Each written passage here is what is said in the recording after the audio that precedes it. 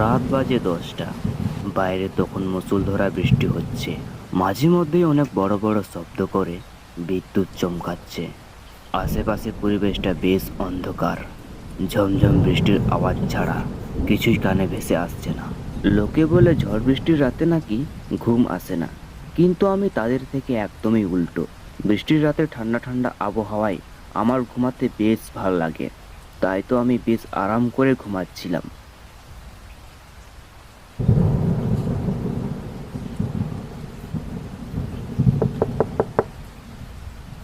এমন সময় হঠাৎ দরজায় অনবরত কে যেন জোরে জোরে ধাক্কা দিতে লাগলো। অচমকা দরজা ধাক্কার আওয়াজ শুনে আমি বসে পড়লাম।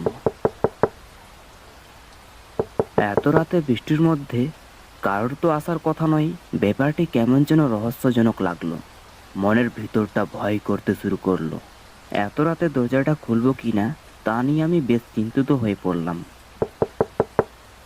কিন্তু এমন জোরে জোরে ধাক্কার আওয়াজ শুনে মনে হয় কেউ বিপদে পড়েছে। আমি এই ভেবে দরজাটা খুলতে গেলাম।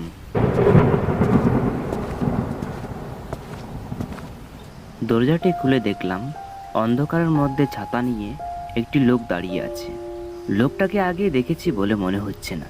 আমি লোকটিকে জিজ্ঞেস করলাম, হ্যাঁ জি বলুন, এত রাতে ঝড় বৃষ্টির মধ্যে কি চাই আপনার?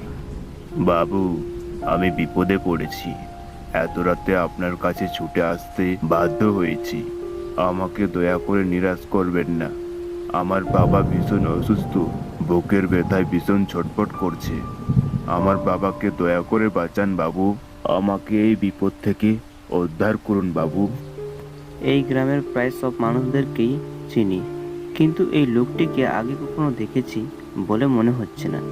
যাই হোক, আমি কৌতূহলী হয়ে লোকটিকে জিজ্ঞাসা করলাম, আপনাকে তো ঠিক চিনতে পারলাম না, আপনার বাড়ি কোথায়? আমার বাড়ি উত্তর পাড়ায়। গ্রামে তেমন একটা থাকি না। শহরে কুলির কাজ করি তো, বেশিরভাগ সময়ই আমি রেলের স্টেশনে থাকি। লোকটির কথা মনের গভীর অবধি পৌঁছালো না। সন্দেহর জ্বালাটা আরো মনের মধ্যে গেঁথে গেছে। পেশায় আমি গ্রামীণ চিকিৎসক। রোগীর প্রাণ বাঁচানো আমার ধর্ম এবং কর্ম। কেউ বিপদে আমার কাছে আসলে আমি তার পাশে দাঁড়াই। কিন্তু আজ কেন একদম মন টানছেই না।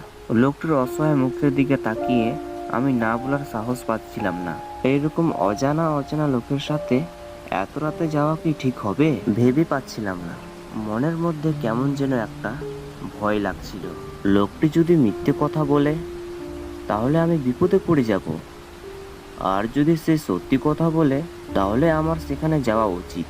আমি কিছুক্ষণ ভেবে শেষমেশ সিদ্ধান্ত নিলাম আমি লোকটির সাথে যাব। আচ্ছা ঠিক আছে, চলো দেখি। আমি মাথায় একটা ছাতা ধরে দুজনেই হাঁটতে শুরু করলাম।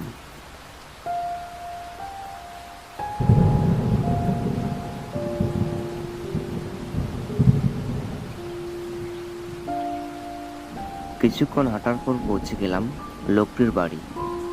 লোকটির বাড়িতে এসে দেখি লোকটি সত্য কথাই বলছে। তার বাবাকে এখন চিকিৎসা না করলে আর বাঁচানো যাবে না। প্রায় আধা ঘন্টা চিকিৎসা করার পর ওষুধপত্র খাওয়ার পর লোকটি সুস্থ হয়ে যায়। আমি লোকটিকে বললাম, আপনার বাবার বুকের ব্যথাটা প্রায় কমে গিয়েছে, আমি এখন যাই। আমি কিছুই বুঝে পেরে উঠতে পারছি না। শুধু ধন্যবাদ দিয়ে আপনাকে ছোট করব না, কিন্তু আপনাকে দেওয়ার মতো আমার কাছে তেমন কিছু নেই। আপনাকে কিছু দিতে হবে না। আপনি আপনার বাবাকে ঠিকমতো দেখাশোনা করেন, ওষুধপত্র ঠিকমতো খাওয়ান। আপনার বাবা সুস্থ হয়ে যাবে। এখন আমাকে যেতে হবে, অনেকটা রাত হয়ে গেছে। আমাকে এখন যাওয়া উচিত। আমি আপনাকে পৌঁছে দিয়ে আসি। না না, আমি একা যেতে পারবো। আপনাকে এখন আপনার বাবার কাছে থাকা উচিত। আমি একাই যেতে পারবো। এই কথা বলে আমি আমার বাড়ির উদ্দেশ্যে রওনা হলাম। বাইরে সবকিছু কেমন যেন নীরবতা পালন করছে। আজ সকাল থেকে বৃষ্টি পড়েই যাচ্ছে। বৃষ্টি থামার কোনো নামই নেই। নিস্তব্ধ পরিবেশ, শুধু ব্যাঙ ছাড়া আর কারোর আওয়াজ কানে ভেসে আসছে না। গা ছমছম করা একটা পরিবেশ। রাস্তায় একটিও মানুষও নেই। আমার সব থেকে ভয় লাগে সেই শ্মশানটা। আমার বাড়ি যাওয়ার পথে সেই শ্মশানটা পড়ে, বিরাট বড় শ্মশান। হাঁটতে হাঁটতে আমি চলে গেলাম সেই শ্মশানটার কাছে। শ্মশানের পাশ দিয়ে যেতেই কেমন যেন গায়ে কাঁটা দিয়ে উঠলো। আমার মনে হচ্ছিল পিছনে পিছনে কে যেন অনুসরণ করছিল, কিন্তু আমি পিছনে তাকিয়ে দেখি আমার পিছনে কেউ নেই। আমার মনের মধ্যে ভয় করতে শুরু করলো। আমার স্পষ্ট মনে হলো কেউ যেন আমাকে অনুসরণ করছে, কিন্তু কাউকে তো দেখতে পাচ্ছি না। এমন সময় মেয়ে কণ্ঠের কান্নার আওয়াজ আমার কানে ভেসে আসলো। কে কান্না করছে এত রাত্রে এই শ্মশানে? আমি চারপাশটা ঘুরে দেখি শ্মশানের এক পাশে একটি মহিলা কান্না করছে। এই বৃষ্টির মধ্যে খুপিয়ে খুপিয়ে কান্না করছে। এত রাতে শ্মশানে মেয়েটিকে কান্না করতে দেখে আমাকে অনেক খারাপ লাগলো। হয়তো মেয়েটির কাছের কেউ মারা গিয়েছে, তাই খুব কান্না করছে। মেয়েটিকে একা রেখে যাওয়া কি ঠিক হবে? যদি মেয়েটি বিপদে পড়ে থাকে? ভেবেচিন্তে মেয়েটিকে ডাক দিলাম। কি ব্যাপার, এত ঝড় বৃষ্টির মধ্যে আপনি কান্না করছেন কেন? মেয়েটি আমার কথা শুনে উত্তর দিল না। সে চুপচাপ আপন মনে কান্না করেই চলেছে।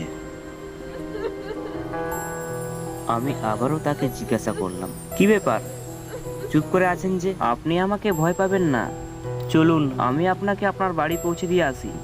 এত রাতে এখানে থাকা একদমই নিরাপদ নয়। এই কথা বলতেই মেয়েটি আমাকে বলল, আমার বাড়ি যাওয়া নিয়ে তোকে ভাবতে হবে না। তুই বাড়ি যেতে পারবি কি না সেটা নিয়ে আমার ভাব। ভিতরটা কেমন ছেদ করে উঠল। কি সব বলছে মেয়েটি, পাগল নাকি? এইসব ভাবতে ভাবতেই আমি তাকে বললাম, আমি বাড়ি যেতে পারবো না কেন? আমি এই কথা বলতেই তখনই মেয়েটি এক ভয়ঙ্কর রূপ ধারণ করে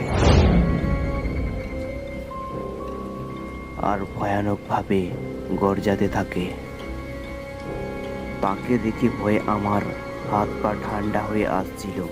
কি ভয়ঙ্কর তার চেহারা! আজ আমার বুঝতে বাকি রইল না আমি ভয়ঙ্কর শিকার হতে চলেছি। আমাকে ভয় পেতে দেখে মেয়েটি বলে উঠল, কি ভয় পেয়েছিস? আমার হাতে যে পড়ে সে জীবন্ত বাড়ি ফিরতে পারে না। এখন তোর আমি ঘাড় মটকাবো। এখন আমি কি করব কিছুই বুঝতে পারছি না। আমার মনে হচ্ছিল আজই আমার শেষ দিন। ভয়ে আমার দম বন্ধ হয়ে আসছিল। কিন্তু ঠিক সেই সময়ই গ্রামের এক তান্ত্রিক এইদিকেই আসছিল। আমি তখন চারিপাশে তাকিয়ে দেখি ওই মেয়েটি সেখানে নেই। ওই মেয়েটি কোথায় যেন উধাও হয়ে গেল। মনে হয় তান্ত্রিকের ভয়ে সেই প্রেতাত্মাটি চলে গিয়েছে।